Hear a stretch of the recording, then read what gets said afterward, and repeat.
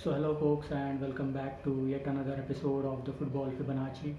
I'm your host Mac and today we are going to discuss the game that happened at Craven Cottage between Fulham and Liverpool. So without wasting any further time, let's deep dive into the game analysis. Let's talk about the team first. If you have seen my previous videos, I had warned everyone that Fulham is very much capable of upsetting Liverpool at home because I mean the credit needs to be given to Marco Silva, their manager.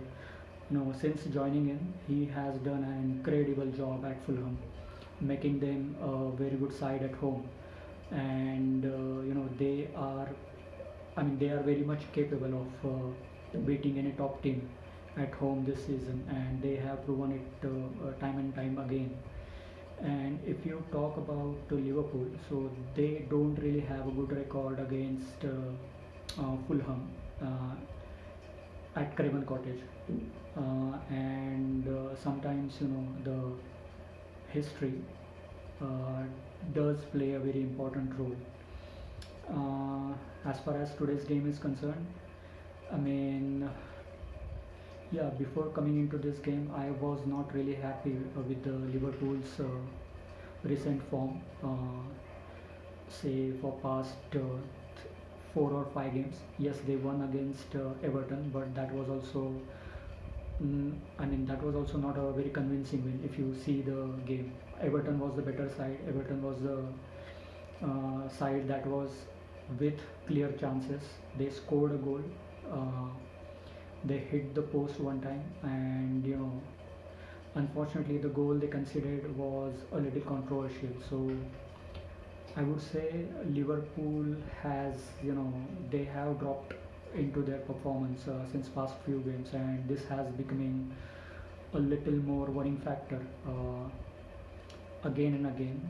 If you see the trend for past few seasons, I don't know the exact reason, but they have a trend of having a dry patch between I would say after February to April. These 3 months generally you need to have a uplifting performance after each and every game, but this is what's happening with Liverpool for past few seasons. Their performance just drops down and they become a little mediocre in their gameplay in this particular period. Now, you know, I might feel that this is something we can call a genetic issue, and they really need to buckle up and solve this issue before it gets worse. Uh, you know, Starting with the first half, I guess Fulham was the better side, but they conceded the goal against an individual brilliance of you know Alexis McAllister. And if you see the goal, it was a wonderful goal. It was a wonderful solo goal scored by McAllister, uh, and it really took Fulham by surprise. Because they were really playing well. They were controlling the tempo of the game pretty well, but were unlucky to uh, concede the goal. But after that, I thought Liverpool will grew in confidence, but unfortunately, the same old story. They became very complacent, or maybe I would say relaxed, and end up conceding 3 goals, which were not really uh, wonderful goal scored by Fulham, but rather it were the goals considered because of some individual errors. And I have been saying this again and again about Virgil van Dijk, that he is being very shaky since past few games, and we have seen that today again. The 3 goals we conceded, Liverpool conceded. Out of those 3, Virgil van Dijk was responsible for two goals, the first one as well as the last one.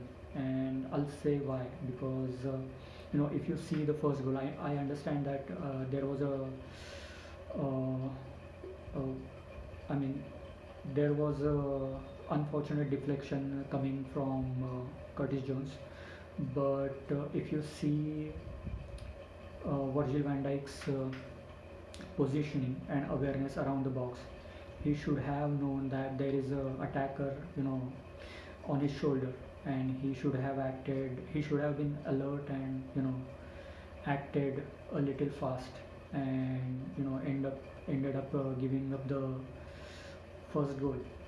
For second goal, again it was a mistake again by uh, Andrew Robertson. Again it was an individual error, and he did try to salvage that, and but very unfortunate that a deflection uh, you know was against him and ended up in the goal. So yeah, I won't say unlucky, but I would say it was a sloppy goal from Liverpool again. And again, the last goal, I really don't have any words after I saw that goal. I mean, Virgil van Dijk is what, maybe 6'4", 6'5", and he was shoved away by the Fulham attacker, who might be, who was a little smaller in size as compared to Virgil van Dijk. And instead of being a little firm and alert, he was Virgil van Dijk was very casual in his approach, and again that was again an individual error where Liverpool conceded third goal. Now once Fulham went 3-1 up, it was always going to be a losing battle for Liverpool, because now it was a job half done for Fulham, and going into the second half, I already knew that they are going to sit back and they are just going to defend, and will try to attack on the counter. So if you see in the second half, Liverpool was the team that was with the ball most of the time, that was trying to create the chances. But again, again and again, this season, or maybe since past few seasons, this is the only thing that happening, that they are, I would say they are really poor in creating those half chances into the actual chances. And if they are getting the clear-cut chances, they are really pathetic in finishing those chances or converting them into the goals, and that's where they suffered today. There were 2 or 3 clear-cut chances. I would say definite 2. One is of Harvey Elliott, and the other one is from Mohamed Salah.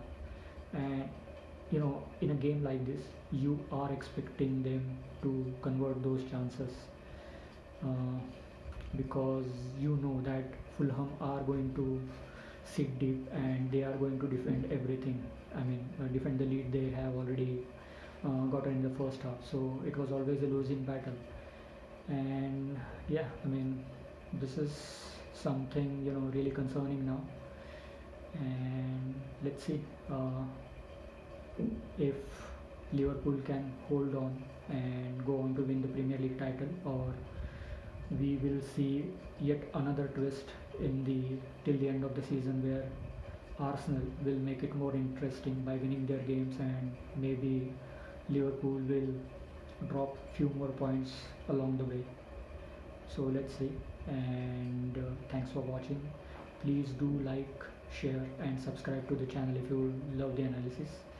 Happy football, and I'll see you in another episode of the Football Fibonacci. Thank you.